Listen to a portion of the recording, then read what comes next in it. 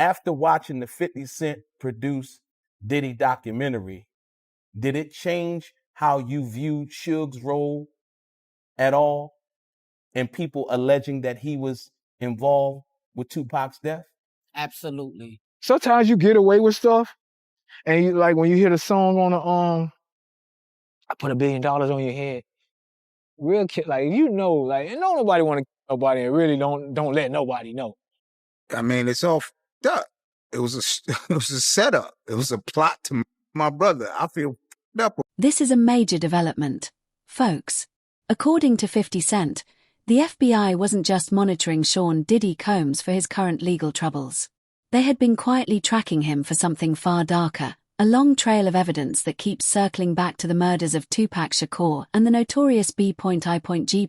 In this video, we're breaking down the latest revelations coming from Diddy's former inner circle, including Kurt Burrows and Gene Deal, as well as Tupac's own family, his brother Mopreme and cousin Jamala, both of whom were deeply connected to what was happening behind the scenes. Tupac and Biggie were once close friends. Two rising legends, reshaping hip-hop forever. But they were both killed at the height of their fame, just 6 months apart. Now, people who were actually there are finally speaking out. Tupac's cousin, former Bad Boy artist Mark Curry, former lap detective Greg Kading, and even a former Crips member all reveal pieces of the same disturbing story. Tupac's death was no accident, it was orchestrated. And according to Kurt Burrows, co-founder of Bad Boy Entertainment, Diddy played a central role in arranging the shooting that ended Tupac's life. For decades, no one was charged. The case became urban legend, fueling documentaries, endless theories, and countless debates. But now, it appears the FBI is closing in on the truth. Everything changed in 2023 when Dwayne Keefe D. Davis was indicted for Tupac's murder. Former lapped detective Greg Kading made a chilling statement in the investigation. It's really Keefe D. and Puffy Combs who are the last men standing. During recorded interviews with investigators, Keefe D. made explosive claims. He alleged that about a year before Tupac's death, Diddy stood in a room full of Crips and openly declared that he wanted Tupac and Suge Knight dead. Even more shocking, Keefe D. claimed Diddy later offered $1 million for the hit to be carried out. Keefe D. claims that there is this ongoing conversation. It happens on 3 different occasions, but most specifically when he and Puffy are at this place called Greenblatt's Deli on Sunset. And they're there. Things have spiraled out of control. Puffy's really concerned about, the welfare of his safety. And he tells Keefe D, man, I just need you to take care of this situation with Suge and Tupac. It's out of control. Tupac's on vinyl talking about killing kids when they grow up. And, it's just, it's just become this really serious conflict. And he says, I just need you to take care of him. And Keefe D's like, that's no problem. That's what we do. And so an agreement was made, according to Keefe D, for an amount of money. And they kind of just let it go at that point in time. But of course, Keefe D knows in the back of his mind, this is what Puffy wants done. And they all end up out in Las Vegas. Suge's out there. Before you say that, there's a couple things I want to talk about about Vegas. So when you say that Keefe got offered an amount of money, according to him, was there a dollar amount? Yeah, so there was a dollar amount. But I think that, the nuances of this conversation are that, like, man, I'll give you $1 million, whatever it takes. It's like exaggerated speech. But of course, when we interview Keefe D, he's like, yeah, that's what the agreement amount was, $1 million.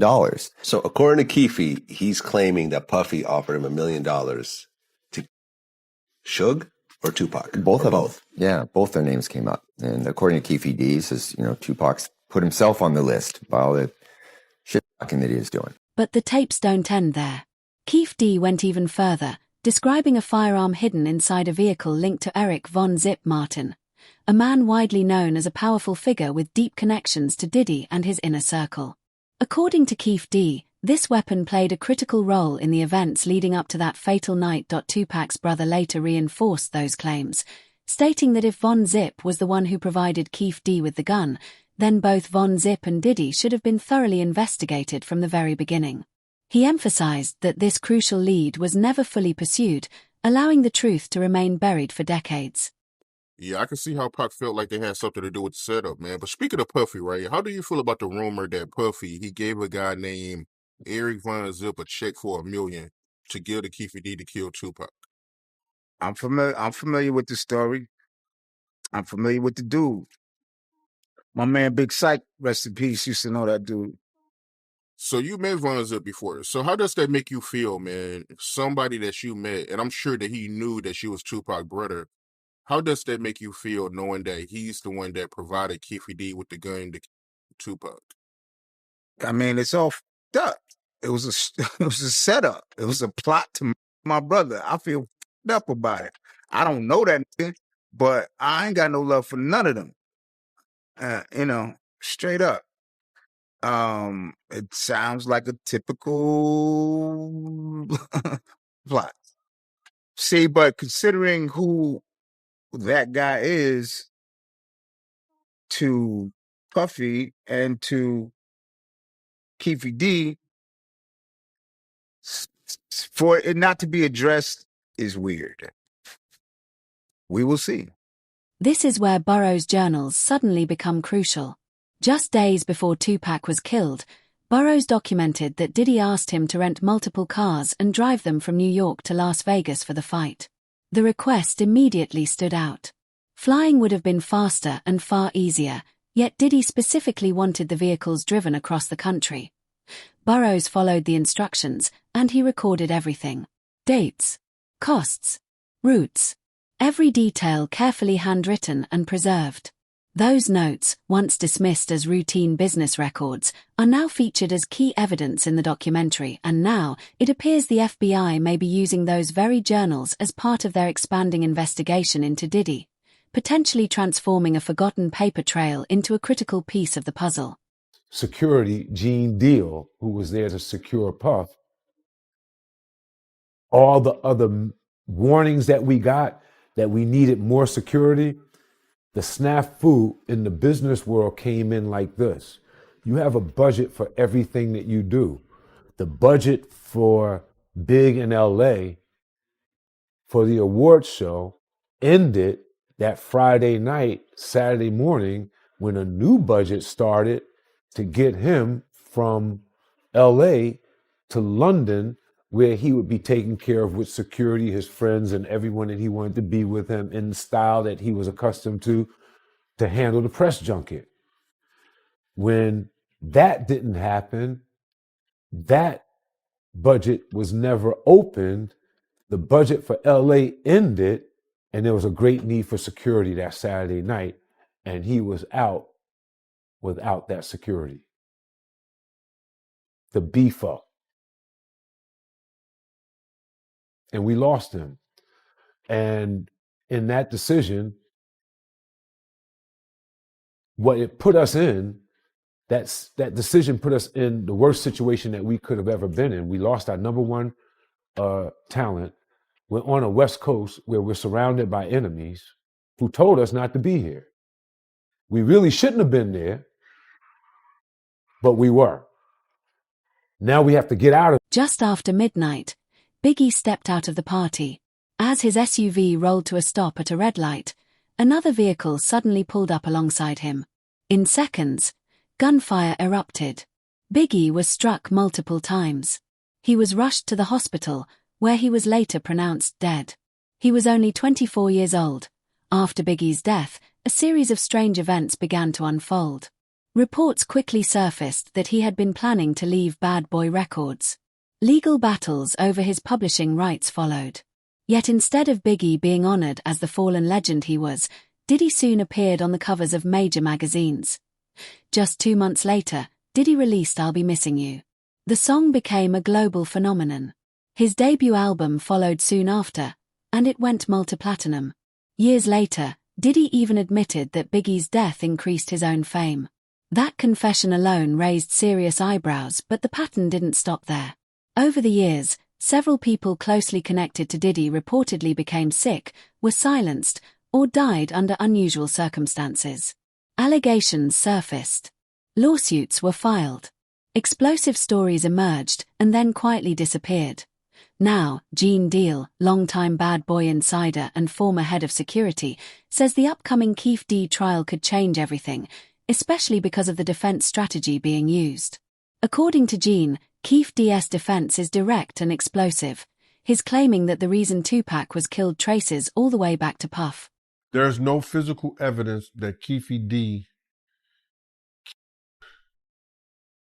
had something to do with Pac's death. There's circumstantial evidence. There's people that could probably testify of what somebody told them or heard. So now, Keefe D, lawyers and them did a great job when they did trial by judge. Because the judge is looking for physical evidence. What ties Keefe D to Puff? What ties Keefe D to the Tupac? And how could they prove that either one of them has something to do with it? Somebody would have to get on the stand and say that I saw him, he told me, and they want to have to believe them. So, do they believe Keefe D? If he told a lot of different stories, you got to realize he may have told more than one or two stories, because he tell that story now. What about the stories he told prior to this? You understand what I'm saying? So you're going to look at that. You're going to look at, okay, did he get the money? Where's the money at? Who got the money? Who wrote the check? Who paid the money? Where did it come from? When did it come from? Gene points out that there is no physical evidence placing Keefe D at the scene, pulling the trigger. What exists instead are statements, second-hand accounts, and claims about conversations that allegedly took place behind closed doors. That's exactly why Keefe D's legal team pushed for a bench trial instead of a jury trial. A judge focuses on hard evidence, not emotional testimony or public pressure, and that's where the real questions become impossible to ignore. What directly ties Keefe D to Tupac's murder? For one, Keefe D himself has repeatedly admitted his involvement in Tupac's killing. Keefe D's claim was an informant in 1997 who told investigators that Puffy had hired the Southside Crips to kill both Suge and Tupac, and that the Crip who was jumped at the MGM was in the group that had done the hit, and that they originally were going to do it at Suge's Vegas nightclub, but then decided to do it right away instead of waiting. This was exactly the same story that Keefe D told us a decade later. Very few people know that immediately after Tupac is shot and that white Cadillac is fleeing, one of the death row entourage, a guy named Alton McDonald, known as Buntree, chases after the Cadillac, and a second shooting takes place between the two vehicles. Alton McDonald's car is struck.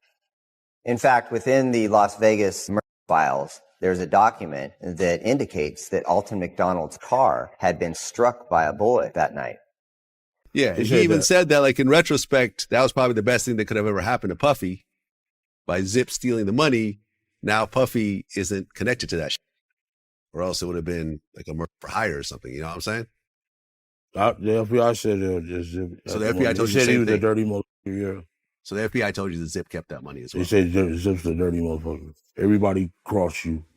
You're the last one to know everything, even lawyers, your friends, everybody can cross your. Gene says the only way this case truly comes together is if someone takes the stand and says, I heard this conversation. I witnessed this exchange. I know where the money came from. But even that is far from simple. Keefe D has told multiple versions of his story over the years. And when details keep changing, every past statement is forced back under the microscope. Prosecutors then face an uphill battle. They must explain why this version should be believed over all the others. Gene explains that if investigators can prove money flowed from Diddy through intermediaries and ultimately ended up connected to Keefe D, and if those intermediaries confirm it, then everything changes. For years, Gene has also maintained that Diddy and Tupac were not on good terms. And recently, Tupac's cousin, Jamal Al-Hussein, publicly confirmed that long-standing tension, reinforcing claims that the relationship between Pac and Diddy had completely fractured before the murder. So I run into Suge. Pac had the fight with Orlando Anderson. He come upstairs to the hotel room. First of all, when we get to Vegas, right, he flipped on me. He like, yo, move. Because I'm thinking when we get to Vegas, we're going to turn up. It's going to be all lit. But once we get there, he turned on me. Like, nah, Moo, I don't want you coming out. You and Kadada stay in the hotel and so forth. So I'm feeling the way. I'm like, oh, shit, ain't this, like, how you going to bring us out here? Now we got to stay in our rooms. So I'm rebellious, right? So I'm being rebellious, right?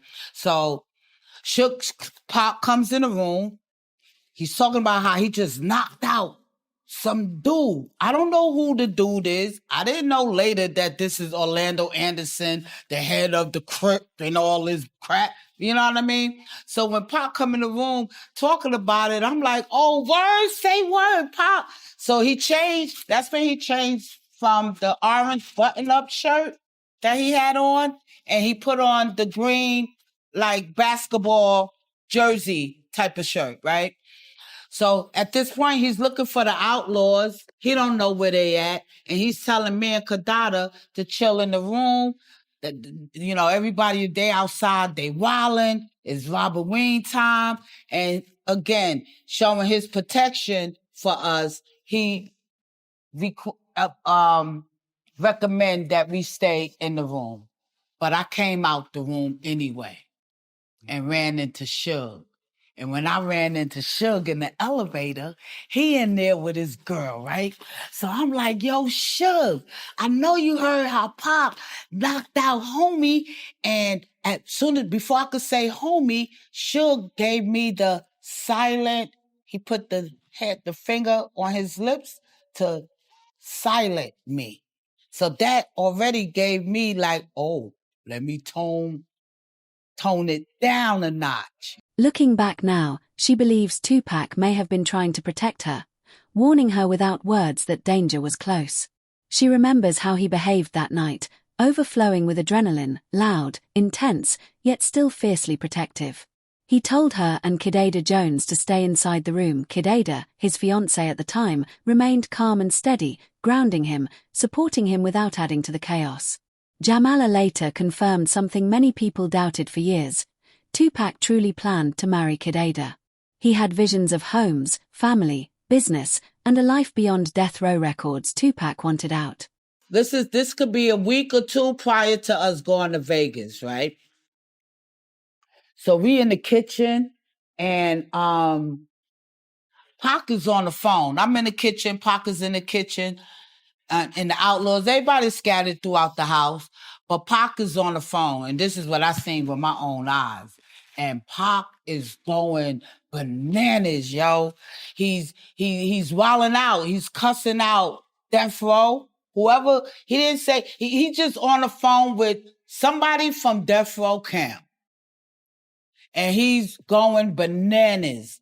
And all I hear him saying and screaming out is his masters, his masters. Yo, my brother head was sweating. He had veins popping out his neck, his head. He was at 10. And at that moment, I was scared. You know why? Because I thought that death was coming to the house to knock us all out. You know what I mean? Because again, we're in California. We're around amongst people that we're not quite understanding their culture, their gang lifestyle and stuff. You know what I mean? Again, we're New Yorkers. I certainly don't understand it. So I was a little afraid, I must admit, and I thought that death was coming to the house to knock us all out, straight up. And so when you see Tupac on the phone, had you ever seen him like that before? No, not like that. Nope. Not like where his veins is popping out his neck and out his bald head. No. Not that angry. And that's what scared me, because of the anger, the rage that he was pouring out. You know what I mean? And it was like where you with I was just standing there stiff. I didn't even want to walk past him while he's on the phone. It's like, let me just stand here until he get off the phone, because he was, like I said, he was at 10 and he was pissed off. Was he targeted because he planned on leaving death row and launching a new rival label to challenge Bad Boy? It's a powerful theory, and one his own cousin appears to believe. These aren't accusations coming from people chasing fame or financial gain. They are accounts from individuals who are deeply connected to the situation and close to those involved. And perhaps some of the most damaging claims against Diddy come from one of his former artists, Freddie P. He believes Diddy knew far more than he ever admitted, and that his involvement in what happened to Tupac runs far deeper than the public has been told. And for so many years, so many people try to spin the narrative and was saying it was Suge, but if you was in the streets, you knew it wasn't Suge. Because if you in the streets, you're going to know somebody that knows somebody from that side who's reputable, whose word that you can trust and honor. They're going to spread the word. So we knew that it wasn't Suge because of what we heard Suge went through after. If you know, you know. Like, if you don't, you don't. So Suge basically was affected by the Tupac shit real bad. You get what I'm saying? And he loved him like a brother. And I don't really think Suge probably loved nobody else like he loved Tupac. And I'm going to keep it real. That's the way it was brought back to me. From street inside a car in L.A. So,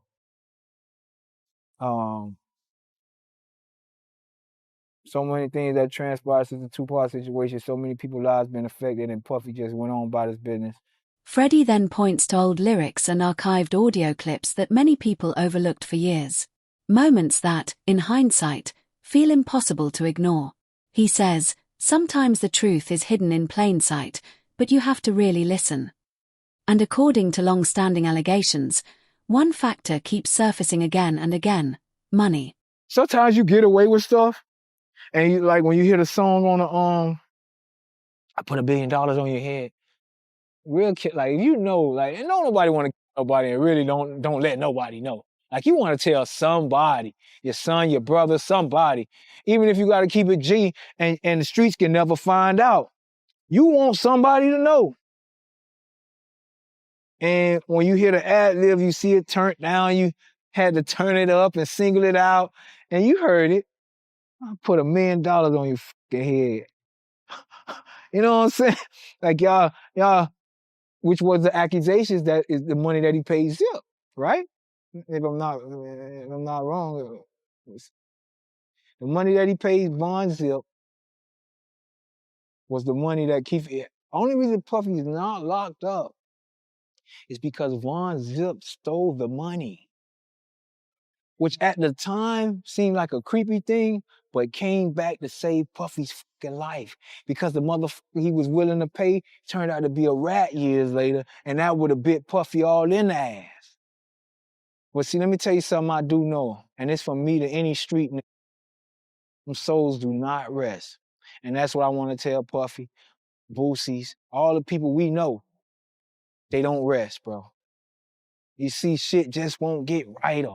We just got so, that day you just waiting on that knock on the door, because them souls don't rest, bro. And we was misled. A lot of us was misled to hurt each other and be kingpins and guns and gangs. Now, all eyes are turning to Keith DS' trial this August, and we'll be following every development closely, bringing you the latest updates as they unfold. Will you be watching the trial? Let us know your thoughts in the comments below.